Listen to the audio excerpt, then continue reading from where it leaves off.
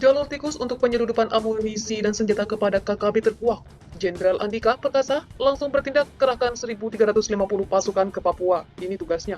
Kelompok kriminal bersenjata KKB gencar melakukan aksi teror dan penembakan di berbagai wilayah di Papua. Sasarannya pun tak main-main, mulai dari aparat gabungan TNI Polri hingga masyarakat sipil.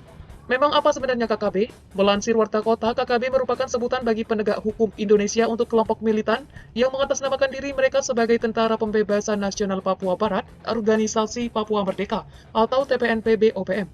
Tokoh masyarakat Papua, Michel Menufandu, mengatakan ada perbedaan antara KKB dengan kelompok separatis bersenjata KSB.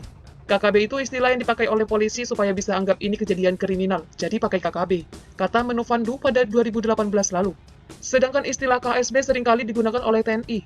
Kalau disebut separatis, itu berarti harus dihadapi secara militer, ujarnya. Lantas bagaimana cara KKB Papua mendapatkan suplai senjata dan amunisi untuk melancarkan aksinya?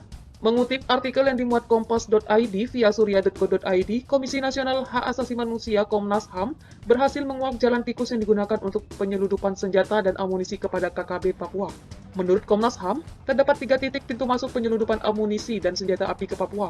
Ketiga pintu masuk itu melalui jalur darat, laut, dan udara. 3 pintu masuk itu merupakan daerah perbatasan Papua dan Papua Nugini, Kota Sorong, serta Kota Mimika. Pemetaan itu berdasarkan hasil investigasi Komnas HAM pada 2011 dan 2018. Kepala Perwakilan Komnas HAM wilayah Papua Fritz Ramande mengatakan penyelundup memakai jalan tikus di perbatasan RIPNG. Perbatasan yang dilalui diantaranya daerah Skowutung di Kota Jayapura, daerah Sota di Merauke, dan Pegunungan Bintang, Papar Firts. Juru bicara Tentara Pembebasan Nasional Organisasi Papua Merdeka (TPN-OPM), Sebi Sambon, mengatakan pihaknya dengan mudah mendapatkan amunisi dan senjata melalui jalur-jalur tersebut sejak 2006. Dana untuk itu dikatakan menggunakan dana OPM sendiri dan sumbangan dari sejumlah donatur yang peduli dengan perjuangan Papua untuk meraih kemerdekaan.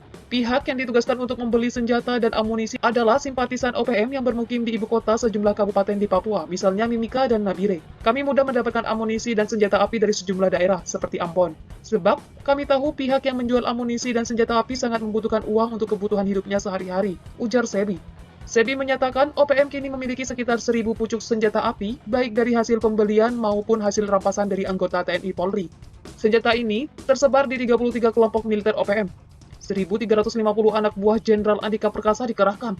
Sementara itu, pasokan senjata dan amunisi untuk KKB Papua akan terancam mendek.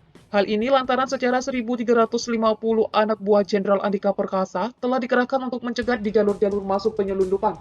Mereka bertugas dalam Satuan Tugas Pengamanan Perbatasan Indonesia Papua Nugini mulai Jumat 12 Maret 2021.